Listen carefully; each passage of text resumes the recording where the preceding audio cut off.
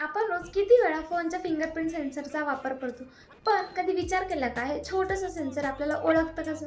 मी सांगेन. आधी फॉलो करा आणि व्हिडिओ शेवटपर्यंत बघा. जगात 8 अब्ज लोक आहेत, पण प्रत्येकाचं फिंगरप्रिंट वेगळं असतं. अगदी आयडेंटिकल ट्विन्सचं सुद्धा फिंगरप्रिंट मॅच होत नाही, हे सायंटिफिकली प्रूव्ह झालंय. जेव्हा तुम्ही सेन्सरवर बोट ठेवता तेव्हा त्या चिपमध्ये असतात हजारो टायनी इलेक्ट्रोड्स आणि तुमच्या बोटावर असणाऱ्या लाईन्स आणि गॅप्सचा एक वेगळा सिग्नल जनरेट होतो. सेन्सर हा सिग्नल कॅप्चर करून एक युनिक मॅप तयार करतो, अगदी गुगल मॅप सारखं. मग हा मॅप तुमच्या फोनमध्ये ऑलरेडी सेव्ह असलेल्या फिंगरप्रिंटशी कम्पेअर होतो. हे सगळं होतं फक्त 0.1 सेकंडमध्ये.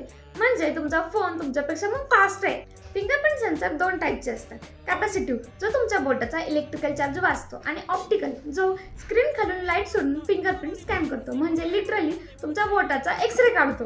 हे एक नासाच्या सायंटिस्टने सांगितलंय की फिंगरप्रिंटवरचे आपले लाईन्स आणि गॅप्स हे आपल्याला ग्रिप द्यायला इव्हॉल्व्ह झालेत, पण ॲक्सिडेंटली ते आपले एक बिगेस्ट सिक्युरिटी की पण बनलेत. व्हिडिओ आवडला असेल तर लाईक नक्की करा आणि मला कमेंटमध्ये सांगा तुम्ही फिंगरप्रिंट यूज करता की फेस लॉक.